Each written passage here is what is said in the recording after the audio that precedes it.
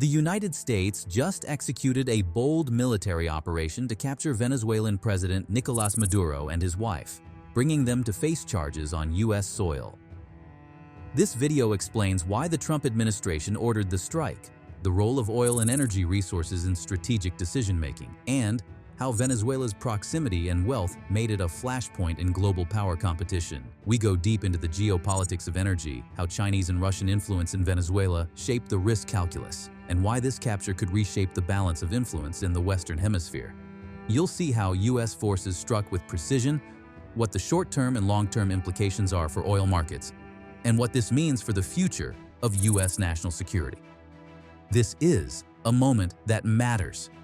We break down what's next. Maduro. In U.S. custody, what comes next?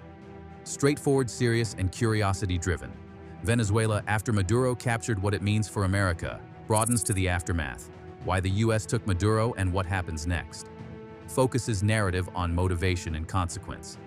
Venezuela, oil, and power. Why the U.S. captured Maduro signals core themes of resources and strategy. Maduro captured the strategic case. Explain signals depth and analysis. The U.S. has captured Nicolás Maduro and his wife.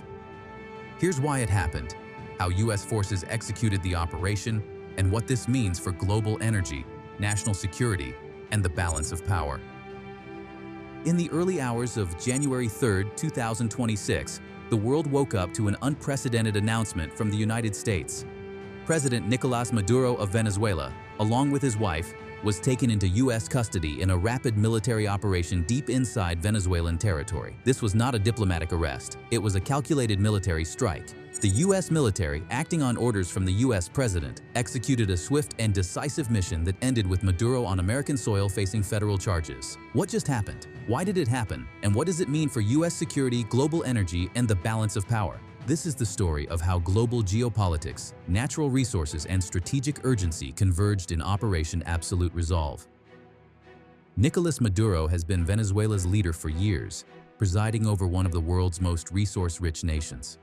Venezuela sits atop some of the largest proven oil reserves on Earth, with an estimated 300 billion barrels of crude beneath its soil. Those reserves are roughly 4 times the size of U.S. oil holdings and account for a massive share of global supply potential. But decades of mismanagement, political turmoil, and poor infrastructure have kept Venezuela's oil industry in a state of collapse. Still, the sheer size of this energy endowment means Venezuela matters to every major global power. For the United States, Venezuelan oil and gas offers strategic leverage, both for domestic energy security and for weakening the grip of hostile regimes that depend on hydrocarbons for revenue. For China and Russia, Venezuela has been a strategic foothold in the Western Hemisphere, tied together through loans, energy contracts, and political alignment. What happens in Venezuela doesn't stay in Venezuela. It ripples outward, shaping markets, alliances, and military calculations. Why did the U.S. take action now? This move was not impulsive. It was the culmination of months of escalating pressure and mounting risk assessments. The Trump administration framed the capture of Maduro as both a law enforcement action and a national security imperative.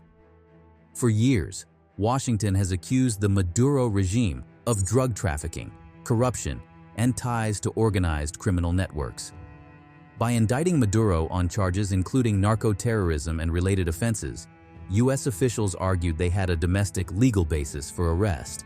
But legal justification was only part of the calculus. There was deeper strategic logic at play. Venezuela's location makes it uniquely proximate to U.S. territory. Its northern coast lies well within striking distance of the southeastern United States. In a world of great power competition, having an unfriendly, unstable regime so close to home was a liability. Control over Venezuelan oil isn't just about energy. It's about preventing hostile blocs from gaining influence in the hemisphere. China has poured billions into Venezuelan energy deals. Russia, too, has provided military and political support. Those ties represent a potential beachhead of influence just miles from U.S. shores.